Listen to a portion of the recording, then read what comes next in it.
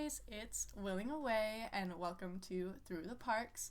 Today's episode is going to be on the National Park of Dry Tortugas, and I'm very excited. So for me, the Great Basin was just recorded literally 2 minutes ago, but for you, it's been a couple days. So, hi. We're gonna get started with the Dry Tortugas. Like I said, since I am kind of gone when these are released, these are gonna be very short parks due to the fact that I wanted to still give you guys content, but at the same time, I did not have a lot of time to make really long content, so you're getting parks that I couldn't find too much history on that ended up being like 5 pages or less. And the Dry Tortugas comes out at 4 pages of research. This one did have more history than the Great Basin that I could find, and it is very interesting considering that this park is just a lot of water and some little islands. So we're going to get into the overall info like always. The park is located 68 miles west of Key West in the Gulf of Mexico in the U.S. The location of the park is labeled as Monroe County in Florida. The park preserves Fort Jefferson and several of the Dry Tortugas Islands. Archipelagos. I know I'm saying that wrong. Coral reefs are the least disturbed of Florida Keys reefs. The park has abundant sea life, tropical bird breeding grounds, coral reefs, shipwrecks, and sunken treasures. I'm not kidding. When we get into the history, there's actually been like treasure found in like sunken ships. It's crazy. So the center of the park is what is considered Fort Jefferson, which is a massive, unfinished coastal fortress. Fort Jefferson is considered the biggest brick masonry in the Western Hemisphere and contains 16 million bricks. Good lord. The park is unique due to it having very largely undisturbed tropical ecosystems with significant historical artifacts. The park is only accessible by seaplane or boat and usually has an average of 63,000 visitors annually. I'm bringing this up because when I was recording the Big Bend video, I said that Big Bend was the least visited park in the United States. And what I mean by that is the United States that are all connected. So your 48 connected states. Dry Tortugas is technically not connected to any of those states. So it is one of the least visited, I would say probably in the world, due to the fact that you can only reach it from seaplane or boat, and there are other kind of factors we'll get into on why I think it's probably not as well visited. But that's just kind of like, I'm trying to clarify that the Big Bend is still one of the least visited that you can get to probably by car. You cannot get to the Dry Tortugas by car at all. There's no way. It has to be boat or seaplane. Anyways, some of the activities at this park are snorkeling, picnicking, bird watching, camping, scuba diving, saltwater fishing, and kayaking. There are 8 overnight camping sites, which are located just south of Fort Jefferson. And this park is part of the Everglades and Dry Tortugas Biosphere Reserve, which was established by the UNESCO in 1976 under what is labeled as the Man in the Biosphere Program. That is all for our overall info. Now we're going to get into the geography, which is mainly the biggest portion of this research was the geography, because this is truly a unique kind of park. It's just kind of islands. As I'm about to say, you'll see why. The park is more than 99% of water. Most of the protected area in the park is 99% of water, and then there are just small islands that make up the landmass. The northern and western portion of the park contain the Central Island Group and was designated a 46 square mile research natural area in 2007. In this area, no marine life can be taken, nor may any vessels be anchored. If vessels that want to anchor there, they must anchor on what is considered a designated mooring buoy or docks. 54% of the park is open to fishing, and the park is bordered on the east, south, and west by the Florida Keys National Marine Sanctuary, and then on the northwest by the Tortugas Ecological Reserve. The Keys are considered low and irregular. Some do disappear and, change size and shape due to water. Some have very thin growths of mangroves and other vegetation, while some of the smallest islands literally only have like small patches of grass and like no plant life. There are 7 islands, but in the past 2 centuries there have been 11 islands at most. The islands change their size and shape due to varying water level changes, which can expose or cover lower islands, and sometimes even sandy land bridges between these islands can be completely covered due to water level rising or lowering. Some of the smaller islands that have disappeared and reappeared are mainly due to hurricanes. The hurricanes raise the water level, and so most of these get covered, that kind of stuff. The major islands in the park, however, are Loggerhead Key, Garden Key, Bush Key, Long Key, Hospital Key, Middle Key, and East Key. The total land area is only 144 acres, and this is where I'm going to get into the more specifics about each little key island. Not too much, but just little short things. So Loggerhead Key is the largest island and has the highest elevation of 10 feet, and the Dry Tortugas Lighthouse is 46 meters high on the island. Garden Key is the second largest island at 1,300 by 1,600 feet in size and an area of 42 acres. Garden Key houses Fort Jefferson and the inactive Garden Key Lighthouse. The original size before the construction of Fort Jefferson on the island was estimated to be 7.5 to 8.8 acres, I believe. Your Bush Key was formerly named Hog Island because hogs used to live on the island and people used to hunt them for food. Bush Key is connected to Garden Key by a sandbar. The island is 490 by 2,950 feet, and the area is 30 acres. It is, however, less than 3 feet high. It is also the site of a large tern rookie, which is a bird, and rookies are like nesting areas. It is also close to visitors, so you cannot visit this island from February to September, and this is to protect the nesting sooty terns and brown nodies. Long Key is 160 by 660 feet in size and 2 acres. It is sometimes connected to Bush Key by a sandbar, but only sometimes. Hospital Key was originally a hospital for the inmates of Fort Jefferson. That was built there in the 1870s. It did house a hospital. The island was formerly called the Middle Key or Sand Key, and the area of the island is 0.99 acres and is 3 feet above sea level at its highest point. Middle Key, well, it's Middle Key. So Middle Key is 1.5 acres, and sometimes, due to storms or tidal cycles, the island completely disappears for months or weeks at a time. Due to, obviously, low elevation, it is very easy to cover. East Key is 330 by 660 feet with an area of 4 acres, and this one is 6 feet high. The 3 largest keys that I was talking about are your Loggerhead, Garden, and Bush Keys. They make up 93% of the total land area. Some of the former islands that have gone missing and disappeared due to hurricanes or tidal changes were Southwest Key, which disappeared in 1875, Bird Key, which disappeared in 1935, North Key, which disappeared in 1875, and Northeast Key, which also disappeared in 1875. There are also some cool little, 2 things you can kind of see. Shoals with lights is what they're called. Pulaski Shoal is not an island, but was a former location of the Pulaski Shoal Light, which are kind of, I looked at it a little bit, and it's kind of I want to say the buoy lights almost. I could be mixing it up with something, but it's kind of like floating lights in a sea.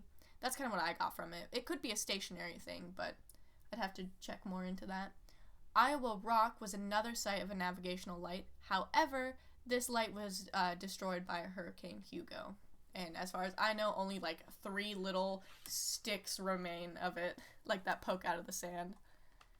Now we move on to the geology of Dry Tortugas. So the Key Largo limestone are reefs that are up to 200 feet and consist of hermatypic corals and clariconites. Excellent examples of hollow carbonate sand deposits are found in Dry Tortugas. this consisting of disarticulated Helimida plates. Some examples of sand deposits, which are also known as quicksands, also exist in the park. And there is one that is so large that it is 39 feet thick in one area. And that's about all I had for the geology. There was some, like, other stuff, but if I can't understand it, I'm not gonna read it to you guys. I'll be honest. I'm not a geology major. I don't study geology. I try my best to understand the very basics. Some of this stuff is too complex for me to get right away, and if I probably research more, we'd be here for months for me to try to understand what they are talking about. So that is as much of the geology as I understood. Now we get into the climate. So the dry Tortugas has a tropical savanna climate with a rainy season from May to October, and this is due to hurricane season, and then a dry season from November to April. Annual precipitation, so your rain, is 38 inches. There are no forest canopies, which only enhances like the drought-like conditions, considering there's like no shade. It's gonna be fucking hot. That's all I can say. It's gonna be incredibly hot there. The high temps in summer are around 91 degrees Fahrenheit, and the low in winter is 75 degrees Fahrenheit. How chilly. Now we get into the history. So this park actually does have a section for history. Unlike the Great Basin, I couldn't find any history. So the first European to see the islands was Juan Ponce de Leon, who visited in June 21st, 1513. He ended up catching 160 sea turtles.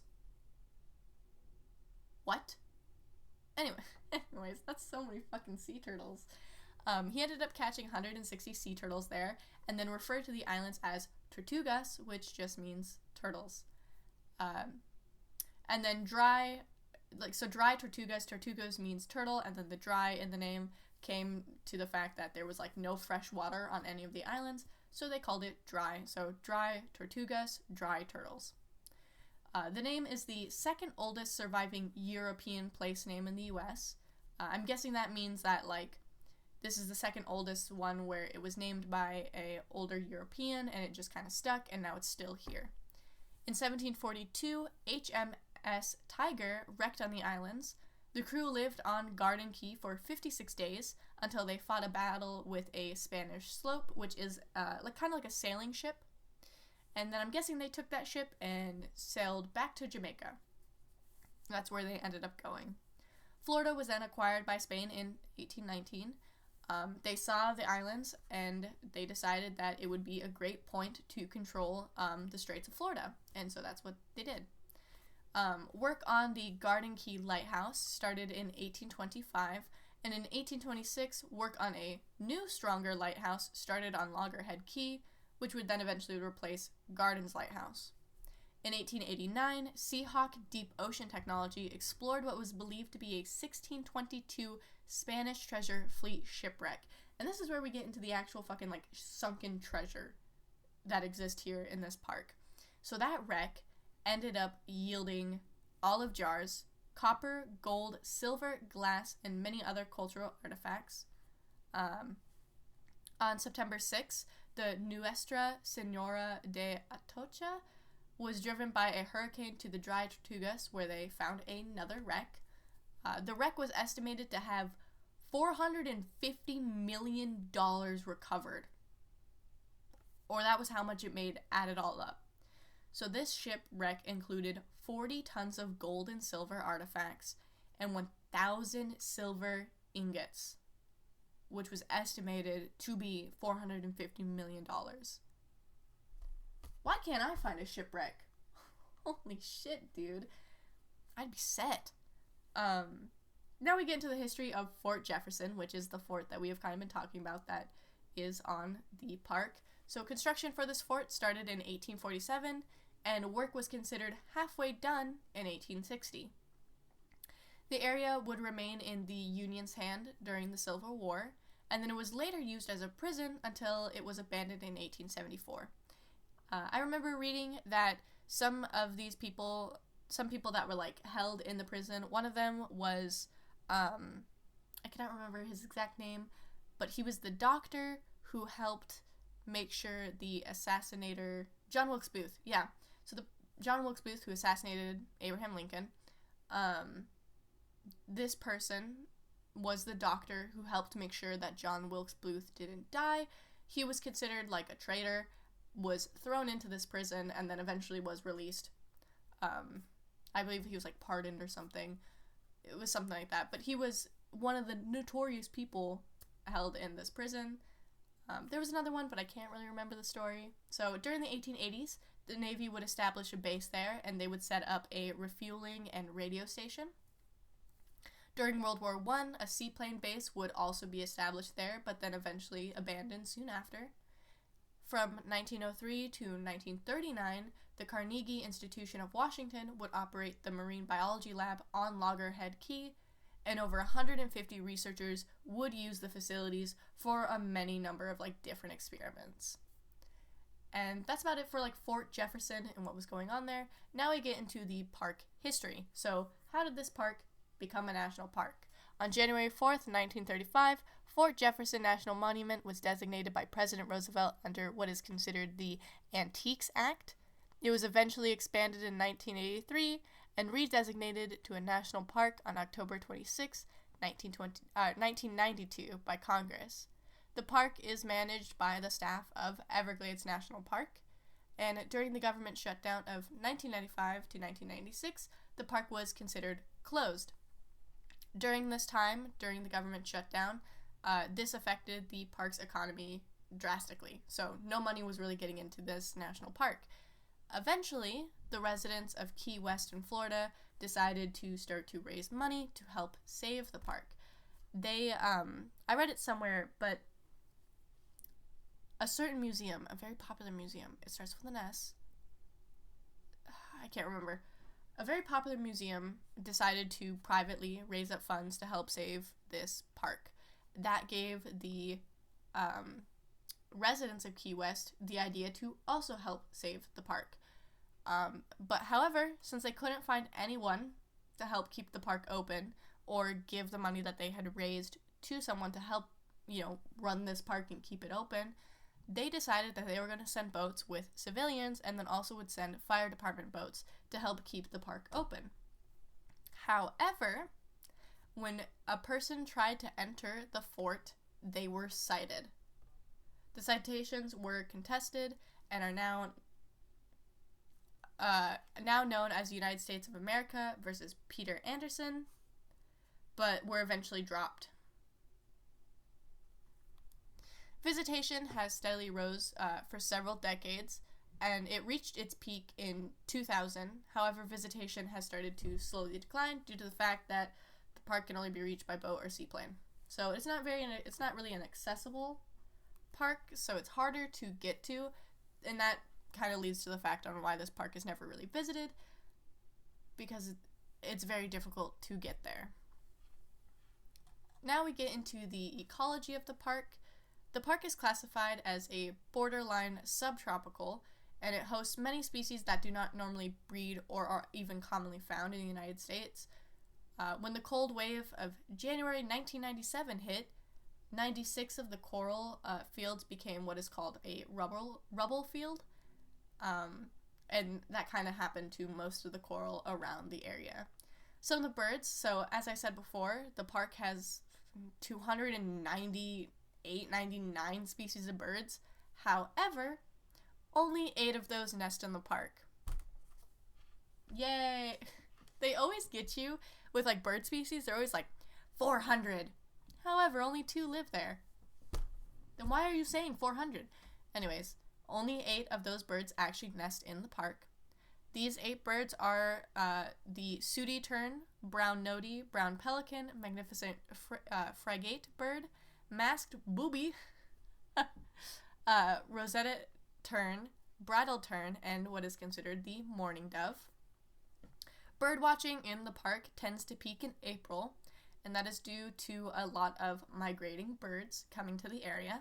Some of these common migrator birds which you can find would include your northern parula, American redstart, prairie warbler, hooded warbler, palm warbler, black and white warbler, common yellowthroat, yellow rumped warbler, that is not a word anymore, ovenbird, northern water thrush, black-throated blue warbler, black pole warbler, and Cape May warbler. A fuck ton of warblers. It's not, oh my god, I'm struggling saying that word. But it is a type of bird. Some invasive species in the park. So there are 2 species of invasive-like plants. These are your casuarina trees and your agave. And then there's one invasive species of like fish, and that is your pteros, which is just your lionfish. The plants that are invasive are treated with a herbicide, which is used to kill them and eradicate them. Meanwhile, the fish management, so how we're going to get rid of these lionfish, is still to be determined and still being looked at as like 2015. So as of right now, I don't think there was any efforts really to eradicate the lionfish, but there have been plans in the making.